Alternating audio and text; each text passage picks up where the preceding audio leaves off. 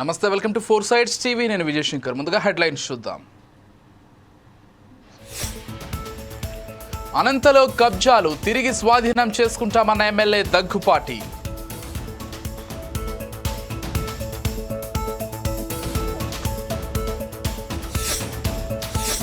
రంగరాజన్ ఘటనపై KA Paul స్పందన. ధార్మిక సంస్థలపై జరుగుతున్న దాడుల ఖండన.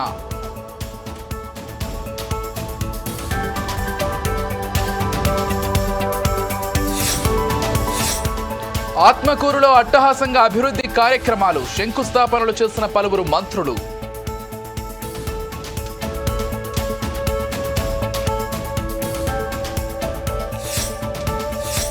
ప్రజా సమస్యల పరిష్కార వేదిక. ప్రజల నుంచి వినతుల స్వీకరణ.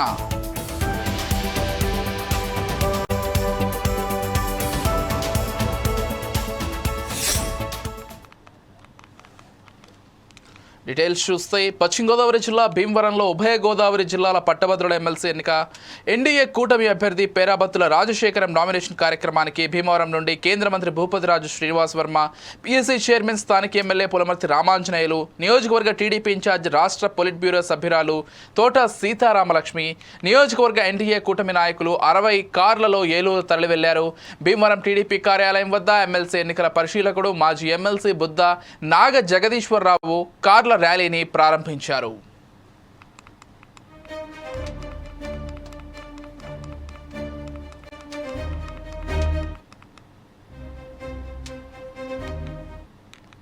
ఉమ్మడి అభ్యర్థి అయిన పేరాబత్తుల రాజశేఖర్ గారి ఎమ్మెల్సీ నామినేషన్కి 50 కార్లలో శ్రీమతి తోట సీతారామలక్ష్మి గారు, అలాగే బీజేపీ వర్మ గారు, కేంద్ర మంత్రి వర్యులు, అలాగే మా స్థానిక శాసనసభ్యులు పులమర్తి రామాంజనేయులు గారి సమక్షంలో, అలాగే అబ్జర్వర్గా వచ్చిన ఎక్స్ఎమ్మెల్సీ గారైన శ్రీ జగదీశ్వరరావు గారి ఆధ్వర్యంలో అందరూ ఉత్సాహంగా కోలాహలంగా బయలుదేరి వెళ్ళటం జరిగింది. ఆయన అత్యధిక మెజార్టీతో గెలవటం దీనికి సూచన.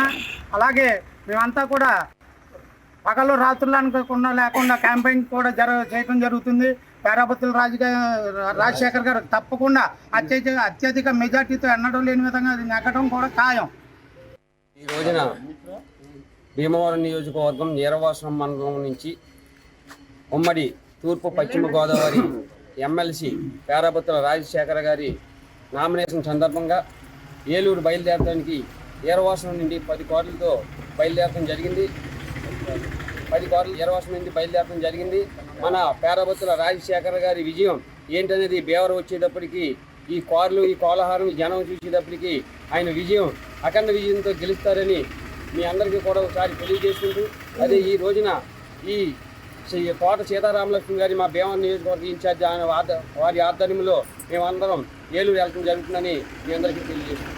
ఎన్డీఏ కూటమి ఉమ్మడి అభ్యర్థి అయిన పేరాబత్తుల రాజశేఖర్ గారి ఎమ్మెల్సీ నామినేషన్కి 50 కార్లలో శ్రీమతి తోట సీతారామలక్ష్మి గారు, అలాగే బీజేపీ వర్మ గారు, కేంద్ర మంత్రి వర్యులు, అలాగే మా స్థానిక శాసనసభ్యులు పులమర్తి రామాంజనేయులు గారి సమక్షంలో, అలాగే అబ్జర్వర్గా వచ్చిన ఎక్స్ఎమ్మెల్సీ గారైన శ్రీ జగదీశ్వరరావు గారి ఆధ్వర్యంలో అందరూ ఉత్సాహంగా కోలాహలంగా బయలుదేరి వెళ్ళటం జరిగింది. ఆయన అత్యధిక మెజార్టీతో గెలవటం దీనికి సూచన. అలాగే మేమంతా కూడా పగలు రాత్రులు అనుకోకుండా లేకుండా క్యాంపెయిన్ కూడా చేయడం జరుగుతుంది. పేరాబత్తుల రాజశేఖర్ గారు తప్పకుండా అత్యధిక మెజార్టీతో ఎన్నడం లేని విధంగా అది నెగ్గడం కూడా ఖాయం. ఈ రోజున భీమవరం నియోజకవర్గం నీరవాసనం మండలం నుంచి ఉమ్మడి తూర్పు పశ్చిమ గోదావరి నగరపాలక సంస్థ పరిధిలోని మున్సిపల్ స్థలాల కబ్జాపై ఎమ్మెల్యే దగ్గుపాటి సీరియస్ అయ్యారు. కబ్జా జరిగిన ప్రాంతంలో సర్వే చేయించి మున్సిపల్ స్థలాలను తిరిగి స్వాధీనం చేసుకుంటామని ఆయన స్పష్టం చేశారు. అనంతపురం నగరపాలక సంస్థ కార్యాలయంలో జరిగిన గ్రీవెన్స్ కార్యక్రమంలో ఆయన పాల్గొన్నారు. ప్రజల నుంచి నేరుగా ఫిర్యాదులు స్వీకరించారు. అధికారులతో కలిసి ప్రతి ఒక్కరి సమస్య ఓపికగా అడిగి తెలుసుకున్నారు. నగరంలోని సెంట్రల్ పార్క్ స్థలం కబ్జాకు గురైందని కొందరు ఫిర్యాదు చేయగా, మరికొందరు డ్రైనేజీ, స్ట్రీట్ లైట్లు, తాగునీరు వంటి సమస్యల మీద ఫిర్యాదులు చేశారు. వీటన్నిటిపై తక్షణమే చర్యలు చేపట్టాలని మున్సిపల్ అధికారులు ఎమ్మెల్యే దగ్గుపాటి ఆదేశాలు జారీ చేశారు. సెంట్రల్ పార్క్ స్థలం చాలా విలువైందని, దీనిని కొందరు ఆక్రమించారని, వెంటనే సర్వే చేపట్టి ఆక్రమించిన స్థలాలను తిరిగి స్వాధీనం చేసుకుంటామన్నారు. అనేకమైన సమస్యలు ఉన్నాయి. ముఖ్యంగా ఈరోజు ఇచ్చిన అర్జీల్లో ల్యాండ్ ఇష్యూస్ ఉన్నాయి, అలాగే డెవలప్మెంట్ మాకు డ్రైనేజ్ కావాలని, అలాగే స్ట్రీట్ లైట్లు కావాలని, ఇలాంటివి అనేకమైన సమస్యలు వచ్చాయి. దాన్ని ఖచ్చితంగా ఏవైతే అర్జీలు వచ్చినాయో మా కమిషనర్ గారు అక్కడికి వెళ్ళి విజిట్ చేసి దాన్ని పరిష్కరిస్తానని చెప్పేసి తెలియజేయడం జరుగుతోంది. ముఖ్యంగా మా 4 పంచాయతీల్లో కనీసం ఈరోజు కానీ మంచినీటి ప్రాబ్లం ఉంది. మున్సిపల్ వాటర్ రావట్లేదు, ఏ పంచాయతీకి వెళ్ళినా కానీ మున్సిపల్ వాటర్ రావట్లేదు, మాకు నీళ్ళు సరిగ్గా రావట్లేదు అని చెప్పేసి కంప్లైంట్ చేయడం జరుగుతుంది. దానికి ఒక 16 MLD కొత్త ప్లాంట్ ఒకటి మా తెలుగుదేశం ప్రభుత్వంలోని శాంక్షన్ అయింది 2014-19లో. అది కంప్లీట్ చేయడం జరిగింది. ఈ 16 MLD ప్లాంట్ అండర్ టెస్టింగ్లో ఉంది. ఈ కంప్లీట్ అయిపోయిన తర్వాత ఈ 4 పంచాయతీలకు కానీ వాటర్ వదిలి అక్కడ ఉండే మౌలిక వాటర్ అయితే మిగతా మౌలిక సదుపాయాలు కల్పిస్తామని చెప్పి తెలియజేసుకుంటున్నాను. Thank you. దాదాపు ఈరోజు 13 అర్జీలు వచ్చాయి. ముఖ్యంగా ఇక్కడ అనంతపూర్లో సెంట్రల్ పార్క్ స్థలాన్ని చాలామంది ఆక్యుపై చేశారని చెప్పేసి రావడం జరిగింది. దాని ఈరోజే మా టౌన్ ప్లానింగ్ వాళ్ళు, తర్వాత ఇంజనీరింగ్ సెక్షన్ వాళ్ళు వెళ్ళి అక్కడ ఉండే సర్వే చేయించేసి ఏదైతే మా మున్సిపాలిటీ ల్యాండ్ ఉందో దాన్ని ఆక్యుపేషన్ చేయడం జరుగుతూ ఉంది. అలాగే ప్రసన్నాయపల్లి పంచాయతీలో మా మున్సిపాలిటీ ల్యాండ్ దాదాపు 20 ఎకరాలు కబ్జా గురైందని చెప్పేసి ఒక అర్జీ రావడం జరిగింది. దాన్ని కానీ మా కమిషనర్ గారు వీళ్ళు విజిట్ చేసి అక్కడ ఎవరైతే ఆక్యుపై చేస్తున్నారో దాన్ని కానీ క్లియర్ చేస్తారని చెప్పేసి తెలియజేస్తాం. నమస్కారం. మరి ముఖ్యంగా అనంతపురం నగరపాలక సంస్థలో ప్రజా అవసరాలు ఏవైతే ఉంటాయో వాటర్ సప్లై కానీ, డ్రైనేజ్ సిస్టమ్ కానీ, అంతేకాకుండా స్ట్రీట్ లైట్స్ కానీ, ప్రాపర్ శానిటేషన్ కానీ ఇవన్నీ కూడా ఎన్ష్యూర్ అయ్యేదానికి ప్రాథమికమైన ప్రాధాన్యత ఇవ్వడం జరుగుతుందండి. గౌరవ ముఖ్యమంత్రి వర్యులు నిర్దేశించే ఆదేశాలు ఉన్నాయి. వీటిల్లో కలెక్టర్స్ కాన్ఫరెన్స్లో ఏవైతే మున్సిపల్ అడ్మినిస్ట్రేషన్కి సంబంధించిన టార్గెట్స్ ఉన్నాయో అవి రీచ్ అయ్యే విషయంలో కానీ, అదేవిధంగా పురపాలక శాఖ మంత్రులు నారాయణ గారు ఏవైతే మాకు పారామీటర్స్ ఇచ్చారు ప్రతి ఒక్క పురపాలక సంఘంలో కానీ, అదేవిధంగా కార్పొరేషన్ పరిధిలో కొన్ని దిశానిర్దేశాలు చేయడం జరిగింది. వాటిల్లో అన్నా క్యాంటీన్స్ నిర్వహణ గురించి కానీ, అదేవిధంగా పారిశుద్ధ్యానికి సంబంధించిన అంశాలు కానీ ఇవన్నీ కూడా ప్రాపర్ మేనర్లో చేయడం జరుగుతుందని మనవి చేస్తూ ఉన్నాము. ఇదే క్రమంలో జిల్లా కలెక్టర్ గారి దగ్గర ఏవైతే అనుమతులు తీసుకోవాలో అనంతపురం పట్టణానికి సంబంధించిన అంశాలని వారితో ఆదేశాల మేరకు పనిచేయడం జరుగుతుంది. అదేవిధంగా ఆర్థికపరమైన అంశాలతో కూడిన వర్కులు ఏవైతే ఉన్నాయో వీటన్నిటిని కూడా కౌన్సిల్లో చర్చించడం, అదేవిధంగా గౌరవ పట్టణ ప్రాంత ఎమ్మెల్యే గారు వెంకటేశ్వర ప్రసాద్ గారి సహకారం తీసుకొని వారి యొక్క ఆదేశాలను కూడా దృష్టిలో పెట్టుకొని పురపాలక సంఘాన్ని అభివృద్ధి వైపు, అదేవిధంగా ప్రజా అవసరాలు ఏవైతే ఉన్నాయో వాటిని ప్రాపర్ మేనర్లో తీర్చేదానికి ప్రయత్నం చేస్తామని మనం చేస్తున్నామనండి. ఈ పురపాలక సంఘంలో జాయిన్ అయ్యాక జిల్లా కలెక్టర్ గారిని కలవడం జరిగింది. వారు కొన్ని పురపాలక సంఘ అంశాలకు సంబంధించి దిశానిర్దేశం చేయడం జరిగింది.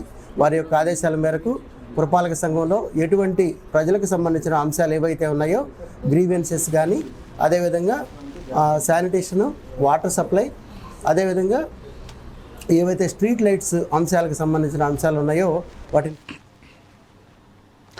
కామవరపుకోట మండలం తడికలపూడి గంగారమ్మ గుడి వద్ద ఉభయ గోదావరి జిల్లాల పట్టభద్రుల కూటమి అభ్యర్థి పేరాబత్తుల రాజశేఖరం నామినేషన్కు కాన్వాయ్గా బయలుదేరారు.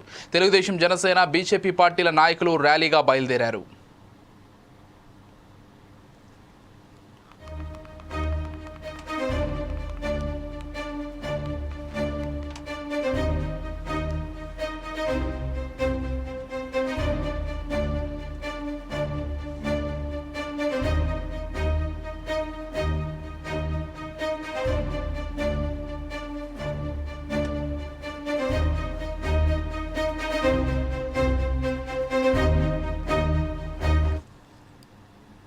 తెలంగాణలో ఎమ్మెల్సీ ఎన్నికలు సమీపిస్తున్న వేళ బీజేపీ వ్యూహాలు రచిస్తోంది.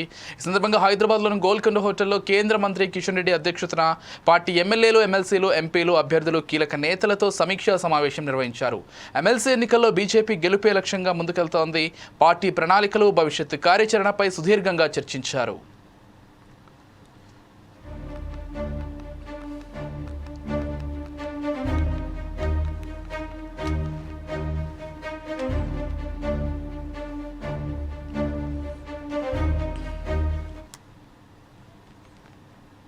ఉభయ గోదావరి గ్రాడ్యుయేట్స్ ఎమ్మెల్సీ అభ్యర్థిగా అంబేద్కర్ కోనసీమ జిల్లాకు చెందిన రాయుడు శ్రీనివాస్ నామినేషన్ దాఖలు చేశారు. అధికారంలోకి వచ్చిన పార్టీలు ఎన్నికల్లో ఇచ్చిన హామీలను అమలు చేయకపోతే డిస్మిస్ చేయాలని ఆయన అన్నారు.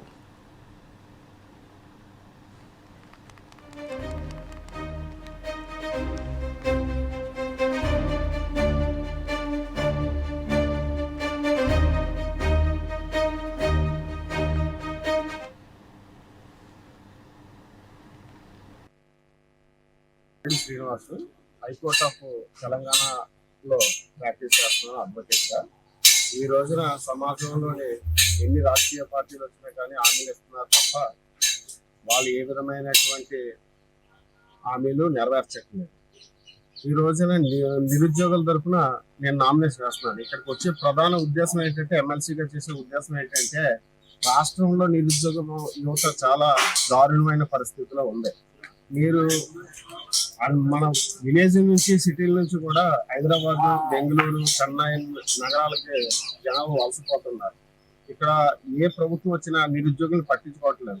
నేను 4 టర్ముల నుంచి కూడా ఎమ్మెల్సీకి ఓటేయడం జరిగింది. గెలిచిన ఏ ఒక్క నాయకుడు కూడా ప్రజల సమస్యలు కానీ, నిరుద్యోగ సమస్యలు కానీ, ఉద్యోగుల సమస్యలు కానీ పట్టించుకోలేదు. అందుకేంటంటే, నా ప్రధాన ఉద్దేశం ఏంటంటే, ఎన్నికల మేనిఫెస్టోలో ఇచ్చిన హామీలు ఏ పార్టీ అయినా అధికారంలోకి వచ్చిన తర్వాత 6 నెలల్లో నెరవేర్చకపోతే ఆ పార్టీ రద్దు అయిపోయే విధంగా గవర్నర్కి అధికారాలు ఇస్తూ భారత పార్లమెంట్ లో చట్టం తీసుకురావాలనేది నా ప్రధాన డిమాండ్. దానికోసం నేను దేశవ్యాప్తంగా పోరాటం చేయబోతున్నాను. ఇందులో మీడియా మిత్రులు అందరూ నాకు సహకారం అందిస్తారని కోరుతూ సెలవు.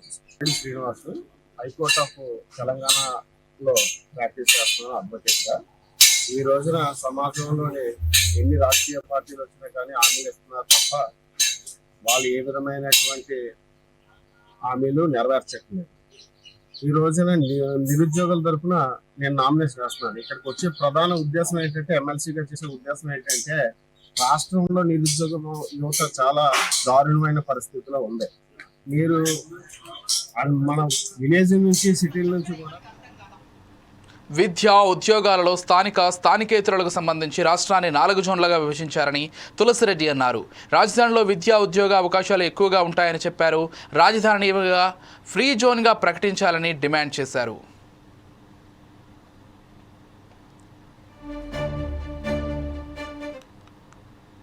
సంబంధించి మొత్తం రాష్ట్రాన్ని 4 జోన్లుగా విభజించడం జరిగింది. జోన్ 1 కింద పాత జిల్లాలు శ్రీకాకుళం, విజయనగరం, విశాఖపట్నం జిల్లాలు వస్తాయి. జోన్ 2 కింద తూర్పుగోదావరి, పశ్చిమ గోదావరి, కృష్ణా జిల్లాలు వస్తాయి. జోన్ 3 కింద గుంటూరు, ప్రకాశం, నెల్లూరు జిల్లాలు వస్తాయి. జోన్ 4 కింద కడప, కర్నూలు, అనంతపురము, చిత్తూరు జిల్లాలు వస్తాయి. ఇది జోనల్ సిస్టమ్ ఆంధ్రప్రదేశ్లో. ఇందులో రాజధాని అమరావతి ప్రాంతం 3వ జోన్ కింద వస్తుంది. రాజధాని అనేది అందరికీ సంబంధించింది, అన్ని ప్రాంతాలకు సంబంధించింది. మొత్తము పాత జిల్లాలు 13కు, కొత్త జిల్లాలు 26కు, మొత్తం అన్ని ప్రాంతాలకు సంబంధించినటువంటి ప్రాంతం అది. ఇక్కడ విద్యా ఉద్యోగ అవకాశాలు ఎక్కువగా ఉంటాయి. కాబట్టి రాజధాని ప్రాంతాన్ని ఫ్రీ జోన్గా ప్రకటించడం అనేది, అంటే అన్ని ప్రాంతాల వారికి, అన్ని జిల్లాల వారికి అవకాశాలు కల్పించే విధంగా ఫ్రీ జోన్గా ప్రకటించడం అనేది ఇది న్యాయం, ధర్మం, సమంజసం.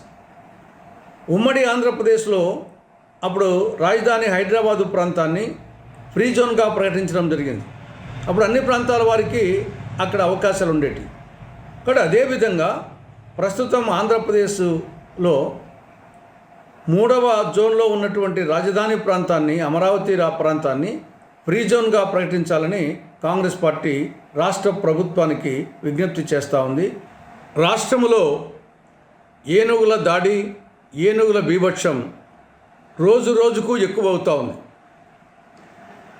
గత నెల అంటే జనవరి 18వ తారీఖున తిరుపతి జిల్లా చంద్రగిరి మండలం కందులవారిపల్లి ఉప సర్పంచ్, టీడీపీ మండల నాయకుడు రమేష్ చౌదరి గారిని ఏనుగులు కాళ్ళతో తొక్కి చంపాయి.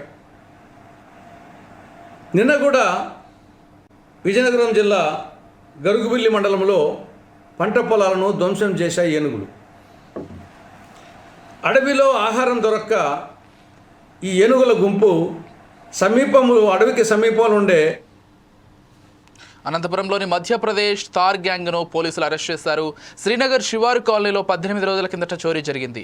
దొంగలు రాజహంస స్వీట్ హోమ్స్లోని 3 విల్లాస్లో దొంగతనానికి పాల్పడ్డారు. నిందితుల వద్ద నుంచి 90 లక్షల విలువైన బంగారం, వజ్రాలు, నగదు స్వాధీనం చేసుకున్నారు. ఈ అంతర్రాష్ట్ర దొంగలపై ఆంధ్ర, తెలంగాణ, తమిళనాడు రాష్ట్రాల్లో 32 కేసులు నమోదైనట్లు జిల్లా ఎస్పీ జగదీష్ తెలిపారు. అందరికీ నమస్తే అండి.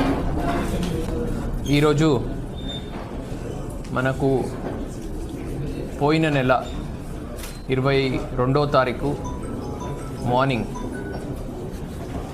అనంతపూర్ అవుట్స్కర్ట్స్లో శ్రీనగర్ కాలనీ ఏరియాలో ఉన్నటువంటి రాజహంస విల్లాస్లో జరిగిన గ్రేవ్ హౌస్ బ్రేక్ సంబంధించి దాదాపు ఆ రోజు 2 కోట్ల వరకు ప్రాపర్టీ వాళ్ళది హౌస్ బ్రేక్ చేసి ఒక హౌస్లోనే కాకుండా దాని పక్కన ఇంకొక హౌస్ కూడా బ్రేక్ చేసి అక్కడ కూడా కొంత ప్రాపర్టీ అండ్ ఇంకొక హౌస్ అటెంప్ట్ చేయడం కూడా జరిగింది. టోటల్ 3 హౌసెస్లో ఆ రోజు మధ్యప్రదేశ్కి సంబంధించిన ధార్ జిల్లాలో ఉన్నటువంటి తాండా పోలీస్ స్టేషన్ పరిధిలో ఉన్న ఒక ధార్ జిల్లా గ్యాంగ్ అనేమి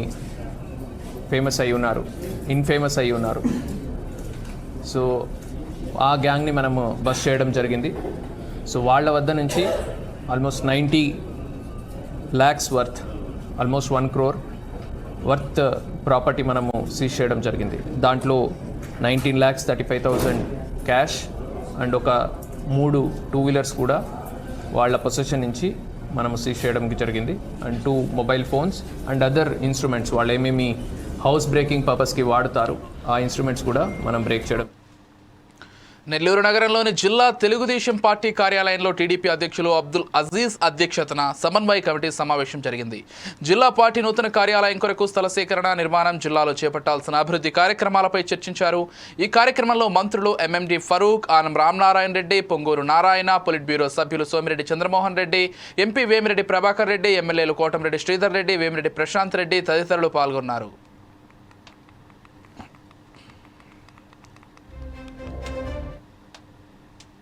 తెలంగాణలో పార్టీ ఫిరాయింపులపై నేడు సుప్రీంలో విచారణ జరగనుంది. పార్టీ మారిన ఎమ్మెల్యేలపై అనర్హత వేటు వేయాలంటూ BRS working president KTR MLA Padi Kaushik Reddy petition దాఖలు చేశారు. జస్టిస్ బిఆర్ గవాయ్, జస్టిస్ వినోద్ చంద్రన్ ధర్మాసనం విచారణ చేపట్టనుంది. ఈ తరుణంలో తెలంగాణలో ఎమ్మెల్యేల ఫిరాయింపుల అంశంపై సుప్రీంకోర్టు విచారణతో ఏ విధంగా మలుపులు తిప్పుతోందన్న ఉత్కంఠ రాజకీయ వర్గాల్లో నెలకొంది.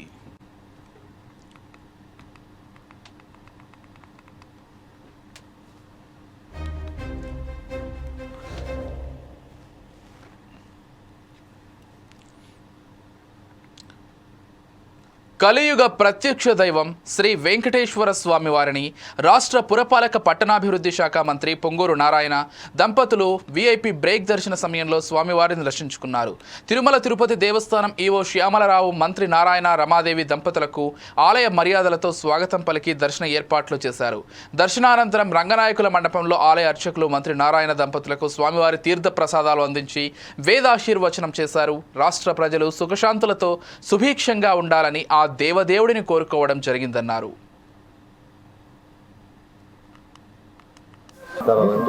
ఈరోజు ఆ భగవంతుడు ఏడుకొండల స్వామిని నేను నా కుటుంబ సమేతంగా ఈరోజు యాక్చువల్గా దర్శించుకోవడం జరిగింది. ఈ రాష్ట్రంలో ప్రతి ఒక్కరూ ఆరోగ్యంతో సకల ఐశ్వర్యాలతో ఉండాలని ఆ భగవంతుని కోరుకోవడం జరిగింది. గత ప్రభుత్వంలో ఈ రాష్ట్రం ఆర్థిక పరిస్థితి అతలాకుతమైన విషయం అందరికీ తెలిసిందే. అయితే ఈరోజు ముఖ్యమంత్రి గారు వారికి ఉన్న అపార అనుభవంతో ఈరోజు రాష్ట్రాన్ని ముందుకు తీసుకుపోతున్నారు.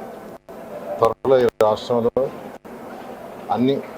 అన్ని విధాల ఆర్థిక పరిస్థితి మెరుగై ప్రతి ఒక్కరూ ఎంతో ఆనందంగా ఉండాలని ఆ భగవంతుడు. కృష్ణా జిల్లా మచిలీపట్నంలో సముద్ర వేటకు వెళ్లి గల్లంతైన ఏడుకొండల కుటుంబాన్ని మంత్రి కొల్లు రవీంద్ర పరామర్శించారు. ఏడుకొండల కోసం అధికారులు విస్తృతంగా గాలింపు చర్యలు చేపడుతున్నారు. ఇలాంటి స్థితిలో వైసీపీ విమర్శలు చేయడం సరికాదని ఆయన అన్నారు. ఘటనపై దిగ్భ్రాంతి వ్యక్తం చేశారు.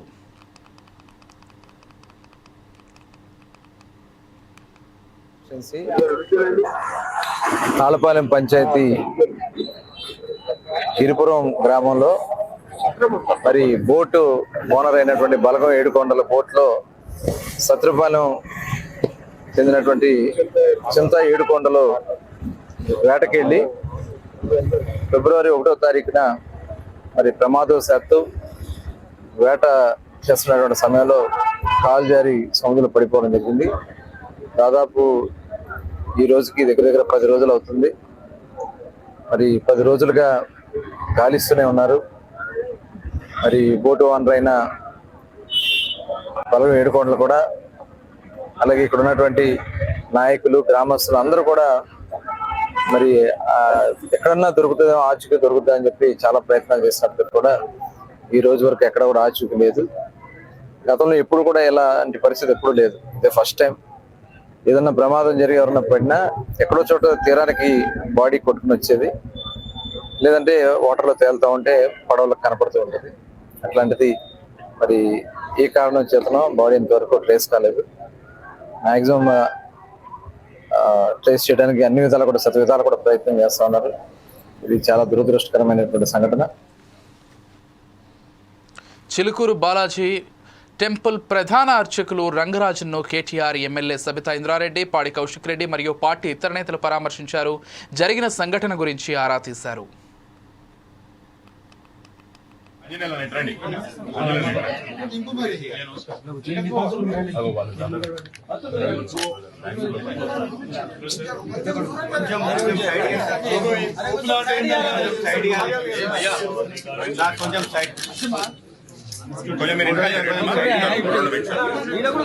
కొద్దిసేపు మాట్లాడుకోకుండా సైలెంట్ గా మనం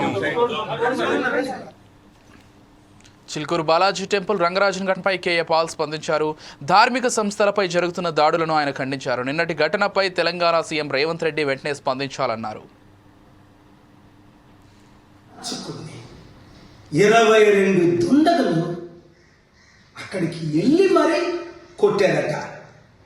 ఈ మధ్యని ఎంత దారుణం అయిపోయిందంటే చర్చిల్లోకి వెళ్ళి పాస్టర్స్ని, మసీదుల్లోకి వెళ్ళి మొలానస్ని, మళ్ళా రాముడి పేరుతో వెళ్ళి రామరాజ్య సైన్యం అట రాముడి పేరుతో వెళ్ళి ఒక పూజారిని కొట్టడు. ఎంత దారుణం ఇది! వాళ్ళందరినీ నాన్ బెయిలబుల్ వారెంట్తో బెయిల్ రాకుండా లోపల పెట్టాలి. సరి అయిన యాక్షన్స్ తీసుకుంటేనే ఇలాంటి అవినీతి, అక్రమం, దేవుడి పేరుని, మందిరాల పేరుని తగ్గుతాయి. లేదంటే ఈ దేశం సర్వనాశనం అయిపోతుంది. కనుక తెలంగాణ ముఖ్యమంత్రి, హోమ్ మినిస్టర్ అయిన రేవంత్ రెడ్డి ఇమీడియట్గా పోలీస్ డిపార్ట్మెంట్, డీజీపీ, కమిషనర్ ద్వారా తగిన చర్యలు తక్షణమే తీసుకోవాలి. ఇలాంటి దారుణాలు ఎక్కడా జరగకూడదు. ముఖ్యంగా చర్చెస్లో, మందిరాల్లో, టెంపుల్స్లో జరగకూడదు. జరిగిన వారికి సరి అయిన శిక్ష విధిస్తే ఇలాంటి అరికడతాం. లేదా ఒకరినొకరు చంపుకు చేస్తారు, ఇంకా శాంతి లేకుండా అయిపోద్ది, నెమ్మది లేకుండా. కాణిపాకం వినాయక స్వామిని గన్నవరం ఎమ్మెల్యే ప్రభుత్వ విప్ శ్రీ యారగడ్ల వెంకట్రావు దర్శించుకున్నారు. స్వామివారికి ప్రత్యేక పూజలు చేశారు. వీరికి ఆలయ అధికారులు స్వాగతం పలికారు. దర్శన ఏర్పాట్లు చేసి స్వామివారి తీర్థ ప్రసాదాలు అందజేశారు.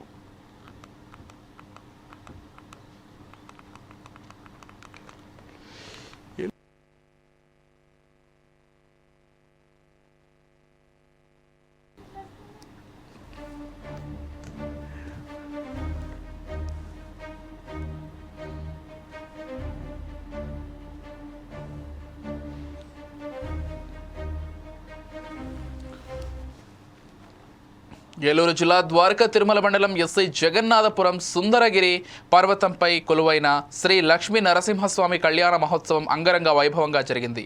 లక్ష్మీ నరసింహస్వామి, కనకవల్లి లక్ష్మీదేవి అమ్మవార్లను పర్ణయమాడిన ఘట్టం భక్తులకు నేత్రపర్వమైంది. ముందుగా స్వామి అమ్మవార్లను పల్లకీ వాహనంపై కొండ దిగువన సర్వాంగ సుందరంగా అలంకరించిన కళ్యాణ వేదిక వద్దకు తీసుకుని వచ్చారు. అనంతరం కళ్యాణ వేదికపై స్వామి అమ్మవార్లను కళ్యాణ మూర్తులుగా కొలువు తీర్చారు. గోపాలపురం ఎమ్మెల్యే మద్దిపాటి వెంకటరాజస్వామి అమ్మవార్లను పట్టు వస్త్రాలను సమర్పించారు. మేళ తాళాలు, మంగళ వాయిద్యాల నడుమ కళ్యాణం ఘనంగా నిర్వహించారు. జీలకర్ర బెల్లం మంగళ ధారణ తలంబ్రాల వంటి కార్యక్రమాలను శాస్త్రోక్తంగా నిర్వహించారు. భక్తులు అధిక సంఖ్యలో హాజరై కళ్యాణ వేడుకను తిలకించారు. భక్తుల భారీ ఎత్తున తరలి రావడంతో ఆలయ పరిసరాలు ఆధ్యాత్మిక శోభను సంతరించుకున్నాయి.